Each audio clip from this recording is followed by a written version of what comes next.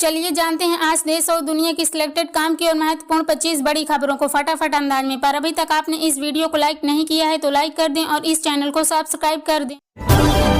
PM के road show के लिए पूरी काशी को निमंत्रण, 10 लाख लोगों को बुलाने का टारगेट। आपको बता दें कि वाराणसी में पीएम नरेंद्र मोदी 14 मई को नामांकन से पहले 13 मई को रोड शो करेंगे। 6 किलोमीटर के रोड शो में 10 लाख लोगों को बुलाने का टारगेट है। इसके लिए पूरी काशी को निमंत्रण पत्र दिया गया है। 25 टीमें बनाई गई हैं। इन टीमों को यूपी सरकार के 4 मंत्री, 3 सांसद और 14 विधायक लीड कर रहे हैं।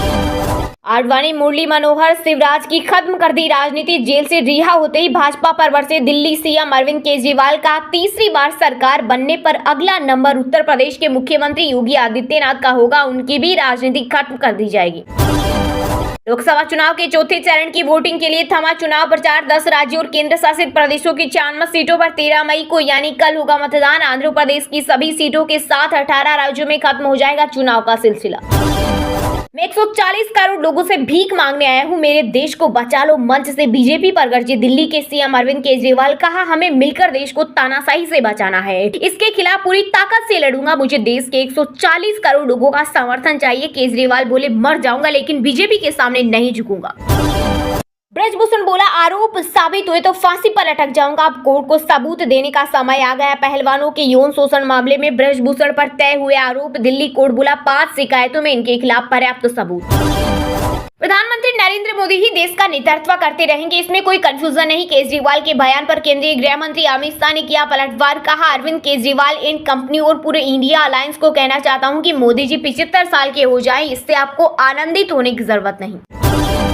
राम मंदिर के बाद अब चुनाव में पीओके की एंट्री। केंद्रीय गृह मंत्री अमित शाह बोले, इस बार फिर बनी एनडीए सरकार तो पाकिस्तान से छीन लेंगे पीओके।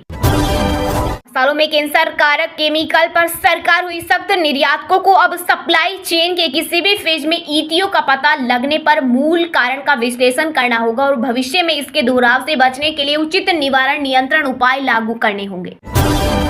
मुर्गी और उसका बच्चा कब तक खैर मनाता है? एआईएमआईएम चीफ ओवैसी ने छोटे भाई को बताया तोप। तो बीजेपी की फायर ब्रांड नेता नवनीत राणा ने किया तीखा पलटवार। कहा, इसी तोप को तो हम घर के बाहर सजावट के लिए रखते हैं। याद रखना, मैं भी सैनिक की बेटी हूँ।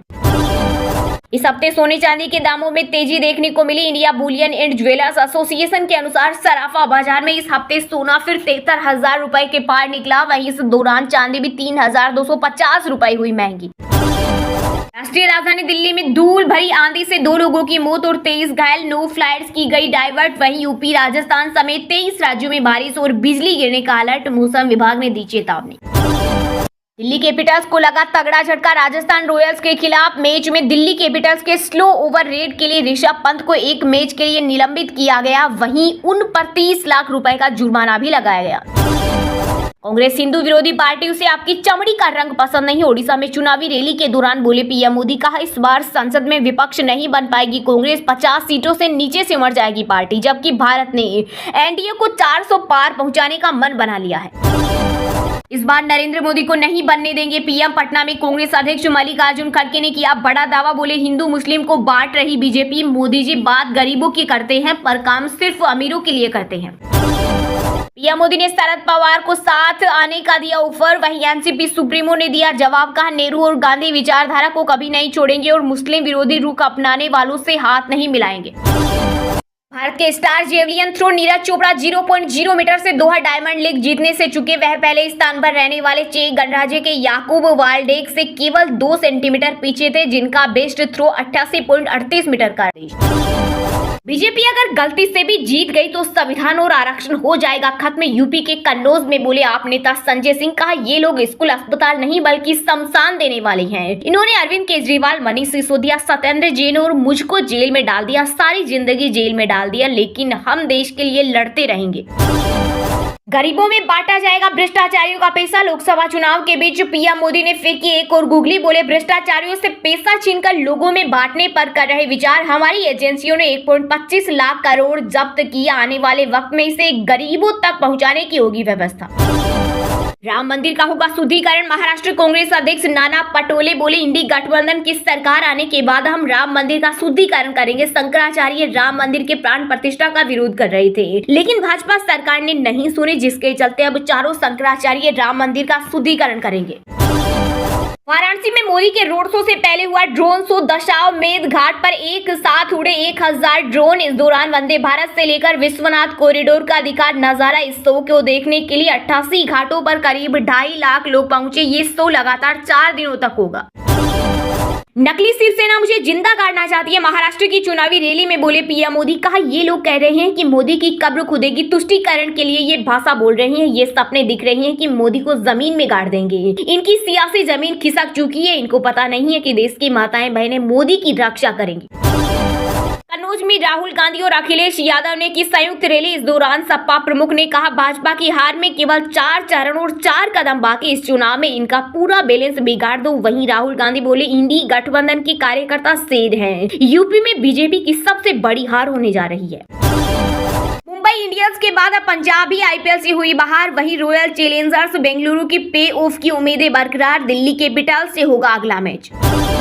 उत्तराखंड की 4 धाम यात्रा हुई शुरू। केदारनाथ, यमुनोत्री और गंगोत्री के कपाट खुले। पहले ही दिन भारी भीड़ प्रशासन के लिए बनी चुनौती। सीएम धामी ने अपनी पत्नी के साथ किए केदारनाथ के दर्शन। केजरीवाल 39 दिन बाद तिहाड़ जेल से बाहर आए। कहा देश को तानाशाही से बचाना है, मैं इससे लड़ रहा हूं। दिल्ली के लोग बोले शेर आ गया बाहर, अब बीजेपी की रूहें कांप उठेगी।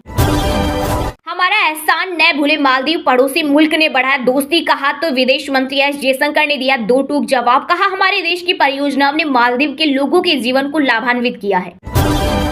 हर हाल में जारी रहेगा मुस्लिमों के लिए 4% आरक्षण। कुर्नूल में चुनावी रैली के दौरान आंध्र प्रदेश के सीएम जगन मोहन रेड्डी बोले वाईएसआरसीपी कांग्रेस का यह अंतिम फैसला। कांग्रेस की तरह शाही घराने से नहीं बल्कि गरीबी से निकला हूं, महाराष्ट्र में बोले पीएम मोदी। कहा कांग्रेस का मकसद आदिवासियों पिछड़ों का आरक्षण छीनकर माइनॉरिटी को देने का है, लेकिन जब तक मोदी जिंदा है धर्म के आधार पर नहीं देने दूंगा SC ST और ओबीसी का आरक्षण। देश भर में गर्मी के मौसम के बीच छत्तीसगढ़, महाराष्ट्र समेत 20 राज्यों में 5 दिन तक बारिश का अलर्ट। MP में बारिश के साथ गिरेंगे ओले। वहीं राजस्थान में हीट वेव की चेतावनी। 46 डिग्री तक पहुंचा तापमान। IPL के बीच BCCI ने शुरू की टीम इंडिया के नए हेड कोच की तलाश। T20 वर्ल्ड कप तक है राहुल द्रविड़ का कार्यकाल। सचिव जे साहब बोले हर फॉर्मेट के लिए होगा एक ही कोच। चुनाव आयोग ने मल्लिकार्जुन खड़गे को दी नसीहत। कहा बयान सोच समझ कर दे। कांग्रेस अध्यक्ष ने वोटर टर्नआउट में हेरफेर का आरोप लगाया था। कांग्रेस ने घुसपैठियों को बनाया अपना वोट बैंक। झारखंड में बोले गृह मंत्री अमित शाह। कहा हमें जिताइए, परिंदा भी पर नहीं मार पाएगा।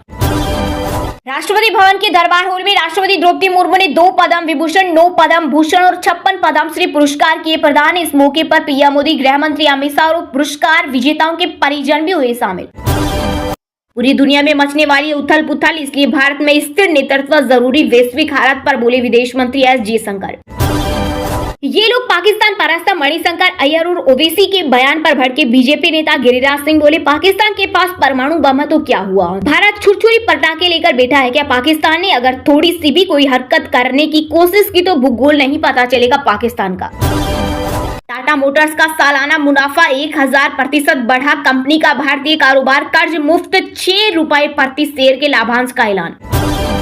मंडी की अंगना में कंगना की फिल्म नहीं चलेगी। हिमाचल के सीएम सुक्खू ने विक्रमादित्य के नामांकन के बाद बीजेपी पर कसा तंज। वहीं बागवानी मंत्री जगत सिंह नेगी बोले कभी कंगना को बिना मेकअप देखना दूसरी बार नहीं देख पाओगे। बीते दिन शेयर बाजार में देखने को मिली तेजी। इस दौरान सेंसेक्स 260 अंक की तेजी के साथ 72,664 के स्तर पर हुआ बंद, तो वहीं निफ्टी में भी 97 अंक की तेजी देखने को मिली। ये 22,055 के स्तर पर हुआ बंद।